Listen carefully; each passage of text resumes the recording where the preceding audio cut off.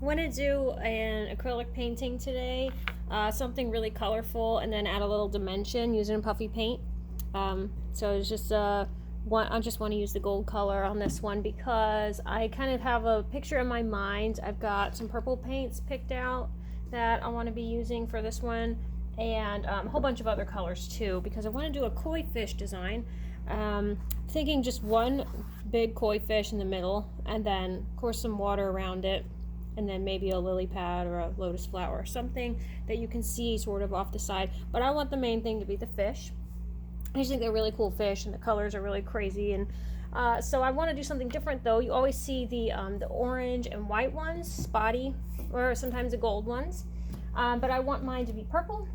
So I pulled out a whole bunch of colors here, and I also kind of stuck to a theme. I don't really know what the theme is, but you can kind of tell by looking at the colors. None of these are very bright, I guess. They're all very dull, and even the white that I picked out to lighten up the colors isn't exactly white. It's sort of an off-white with a little bit of yellow in there.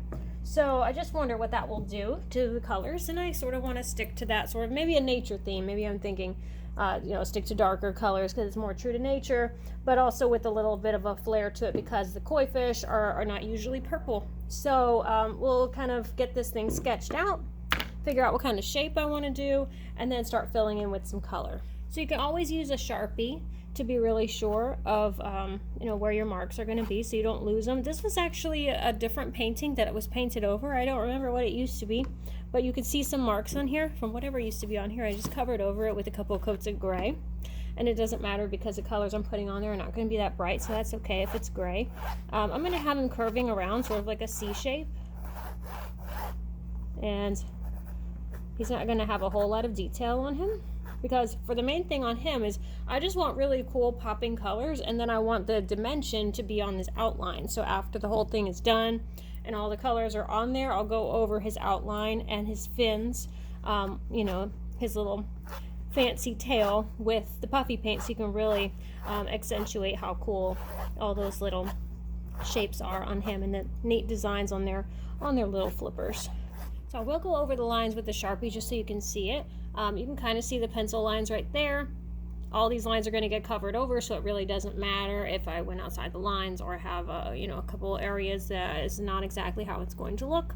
I'll just go over the main areas that I do want to show and with the Sharpie, so that way you can kind of see where all the little areas are.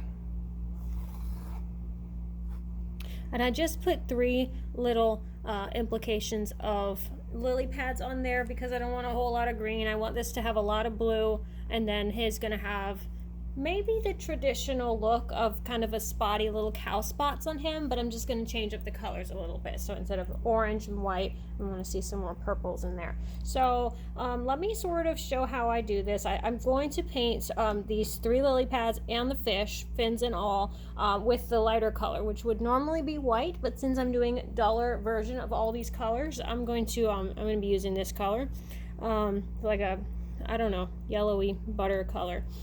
So I'll use that. I will just cover over all of this. You'll see as I start to cover over it that you're still going to be able to see the Sharpie as it starts to dry. Maybe at first you won't see Sharpie, but you will start to see the Sharpie come through. It's really hard to cover over Sharpie, even with several coats, and especially if you're using a light color. So I'll just get myself a whole bunch in there that I know I'm going to use, because I'm going to use more later to lighten up my colors, highlight things.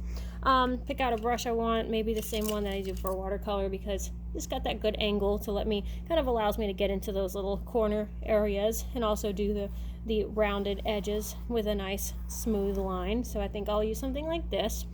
And it's also a nice, soft, and fairly well taken care of brush, so it doesn't have any loose hairs or, little stray pieces on there. So I'll start filling all this in. Might need to do a couple coats, it depends. I don't know how bright white this is going to be when it's dry. And if we can see our Sharpie lines through it, that's actually a good thing, because there's areas on here that we need to see so that we can go and fill them in with different color. So like the fin on his back, I want that to be a different color, so I need to be able to see where I put it. You can always add it again if you can't see it, but that's why it is helpful to still be able to see your Sharpie lines. So let's get this whole thing colored in, and we'll get ready to put some spots and different colors on it. I'm just going and doing the last little section here. The whole fish is pretty much done. I just did one coat. I'm trying to decide if I think I need another. And this is the last little piece of a lily pad that you can see here in the corner. And I wanted to show this because I always like to, on my stretch canvases like this one, because it's not just a flat board. It's got this little, little half-inch piece on the side. I always like to continue whatever design it is off to the side onto the edge a little bit. I don't go crazy with the detail because you can't really see it that well, and it's not meant to be seen. But I do like for at least the color, the basic look of it to continue onto the side. I just think doesn't really look complete when you don't. So I want to make this kind of our light purple background color on our fish. So let's go ahead and do that. I know it comes out a little more pink. Supposedly there are pink varieties of koi fish. I haven't seen them. All you ever see are the white, yellow, the orange or spotty ones. And they say that they can live up to 200 years or maybe over. Though they say also that most of them don't live that long. So I guess that's their potential. But it's pretty cool that something can live to be that old. I don't know, like a tortoise or something with a really long lifespan. But I think that's awesome that they have the ability to live that long. Trying to kind of get that same color again. That's the problem when you mix colors. If you don't mix enough, you can't remember what exactly you mixed, what exact percentage of each color you mixed in to get the color you needed. Also got some of this here. Grumbacher is a really, really dark purple. It looks black, and when you put it in the palette, it's going to look like black paint. And sometimes when people are working with this color in a class, they'll get this color confused with the black and start using it and say, my black looks different, what's wrong with it? And then I realize that they're actually dipping in purple, which you can't really see until you spread it on something light colored, or just spread it really thin, and then you can see the purple. But I'll use some of this to maybe give us some little spots on him. I'm always going to try to mix in some red. I pulled out this red color, and I thought that it's just a cool color. I might be able to use it on some flowers, maybe on like a little peak of a lotus flower or something that's in there, so I might do that later. But anyway, let's just give them some little spots that we don't even have to really care what they look like, because we just want them to look like they just happened. You do want to care on the edge, though. You do want to make sure that your edge doesn't go outside the lines or anything. That's a really cool spot. I like that. But I don't like to pour out too much of this, because this is in one of those little metal tubes that once you squeeze it out, you can't get it back in. So I don't like to use too much. I just take out a little bit at a time. It does get annoying when you have to keep dipping and getting more out of the bottle. But, at least you don't waste any, because you can't get it back in. Sometimes it starts to look a little too much like a pattern, and then I just go and start blobbing some more on there. And I think I do like how it looks when you've got some little darker spots in there. So because it's a little thin and the background is showing through a little bit, I'll add a little more of this color here. I was reading up on koi fish, and I was seeing that a lot of the colors mean different things. One might mean good luck, or one means wealth, or something like that. But I didn't see anything about a purple koi fish, because I guess there are no purple koi fish. But apparently there's blue and red, maybe even a pink one. I don't know. I want to see what that looks like. Okay. All right, so there we go with his spots. Maybe I just need to lighten up just a touch of this dark purple and a little bit of that cream color, and we'll figure out how we're going to do his tail there. So there, I've just reloaded and gotten some more of this cream color, just a touch of this dark purple, a little bit at a time, because I don't want to add too much, and I have too much and I can't do anything with it. I don't want to have a whole bunch of this, but I do have a lot of area that I need to cover with it. So I just think I wanted a little bit, just a little hint of the purple, so it all matches. It's a good way to make sure your colors are all, sort of like part of the same theme, is just to add a little bit of like whatever. If it's all purple, add a touch of purple to all your colors, and then you've got a color that will sort of match a little bit better. So I like that a little better maybe than just the pure, yellow or cream color. So I think I'll go over with this. Yeah, that's pretty neat. And then picture this with gold, kind of some gold little lines and stripes and designs on the tail and the fins, and I think that will look really cool.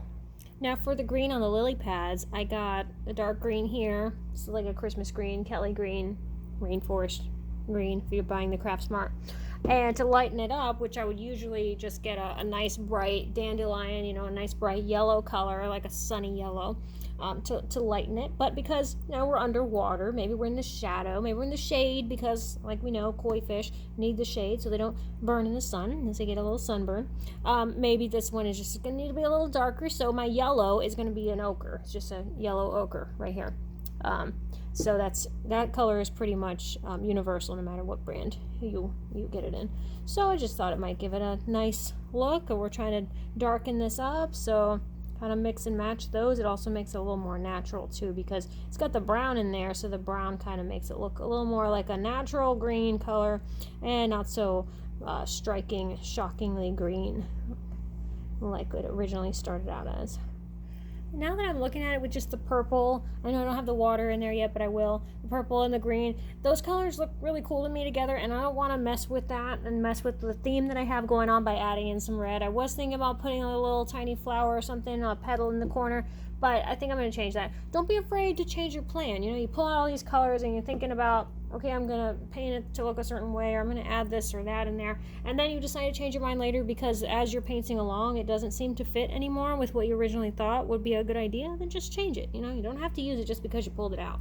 Right now I'm just going along here with a little fresh, although I haven't washed my brush, a little fresh, or wet, I should say, dark green, and then from the edge here, I'm just kind of pulling. I don't want it to have such a defined line. I kind of want to soften that a little bit afterwards, but I just want, you know, lily pad has like some little cuts in it, some little bumps. Oh, you can't really see that very well with the light shining. So there you go. I'm just kind of pulling some little soft lines down from the edge, and I'll do that on all three of them because just need a little something, or else it kind of looks like a avocado floating in the water, which isn't at all what I wanted. So yeah, just give a fresh line of dark green like that, and then pull some, and keep your angles going. Imagine your center is somewhere over here, although we can't see it because it's cut out. But imagine your center is over here, so we're pulling all of these from the edge to the center. Don't pull them all straight because they wouldn't be naturally doing that, if kind of thinking of it like cutting a cake or a pie. I pulled out these two shades of blue for my watery background. I know it's not really realistic because the water wouldn't be that blue if we're able to see the fish this, you know, boldly right up front. We wouldn't be able to see him so well if the water was blue on top, because the reflection from the sky, all we'd see is water. We'd just see a little, some sort of a, you know, shape of a fish down there. Also, you know, the lily pads, they can be floating on top, so whatever, that's fine. But I just want to have a little bluish background, and this isn't exactly realistic anyways because it's a purple koi fish, and we know that those probably don't exist. So I will use these, but I'm going to lighten them up quite a bit because I still want him to be the brightest thing in the picture, and he's got dark spots, and I don't want to have a dark background that takes away from that. We've already got the dark lily pads, and so I don't want to have any other, you know, colors that take away from the look of the fish. So I'm just going to put my colors right here in the middle, and then mix in some of that white color, and mostly lighten it up quite a bit, and then I'm just going to dab on. I'm not going to stroke the colors, I'm not going to blend them, I'm just going to dab them. I have just some regular white paint, so I'm going to put a dab of it in the well here, and I'm going to add some water to it. I just have a small, kind of a stiff, like a medium-sized liner brush. It's just in good shape, so I'd consider a liner brush until it starts to get fluffy. I'm just going to kind of show you what I'm doing here. Just dipping in the water, and I'm watering this down. I'm just putting dabs of water into my acrylic paint, you know, several drops of water. And I'm going to water this down. I'm going to mix it up really well. It's not watercolor, but, you know, if you're going to do like a splatter of color, this is one way to do that. And if you're going to do little thin, very fluid lines, you need to do something like this. You need to thin out your paint. Some people use paint thinner. It's not necessary. That stuff smells really strong, and it's an expensive chemical that you don't really need to have around or buy, when you could just use water to thin out your paint. And if you're going to do like a paint pour or something, or if you've done paint pouring before and you have that pouring medium, that does the same thing. So you could do something similar. It thins it without changing the color. So that's why I use water. But it's just a quick little way to do that. Unfortunately, there's nothing. If I have extra, I can't really save it because it's just watery paint. If I had a whole bunch, I'd probably put it into a container and then have to shake it because the paint will settle at the bottom. Make sure it's stirred really well because you don't want a lump of paint anywhere. So here's the part where you kind of have to be kind of brave and go over your painting to make the indication of little ripples in the water around the lily pads. So you want this to look like it's in the water, kind of like the water's moving. You don't really want it to look like, they're just sitting still there. And so to do that, we're just going to sort of go around our lily pads, maybe even over the fish a little bit, or around the fish, with some rings of white. And this is going to be not bright white. It's going to be a little bit, a little transparent, slightly sheer because we've watered it down. We're just going to kind of do like this. You want to make sure, when I do it, I don't hold it. Usually you want to say if you want to have more control, you kind of hold it down low. But that's if you're doing small little detail work, you don't want a shaky hand.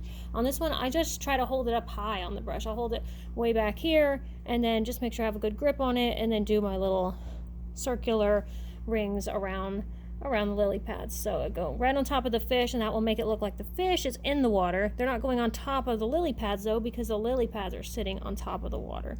You can put some of them close together. You can do like little half circles. They don't have to be whole. Practice something like this first on paper before you go and put it to the canvas. Now, this part can be a little bit scary too, because using this paint is very different. You have to squeeze it while you try to steady your hand and do the lines and outline. It's not just like using a marker or a pencil to make your lines like we did in the beginning. Practice this on paper first, and if you're really not sure about it, you can always just go really slow in little pieces. If you have to do an inch at a time, that's fine, and that way you can rest your hand, you can shake the paint down and make sure you're not going to have a big blob or anything weird happen on your painting. You kind of just have to, if you're going to do something like this, you just have to kind of just go for it, and don't worry about if you have a mess up or if you have a bump or a lump somewhere. You're just gonna have to work with it, work it in, try to hide it, mask it any way you can, but that's really the only thing you can do with this, because once it's on there, so you can't really take it off. While for all the other parts of the painting, I would be standing up for something like this, because I just feel like I can move around easier and see my painting from above and kind of see what I'm doing easier when I'm standing versus sitting down. For this part, I am going to sit down because I want to make sure I can steady my hand and kind of just go really slow around all those little edges and corners of the fish. And that's mainly what I'm focusing on, the fish.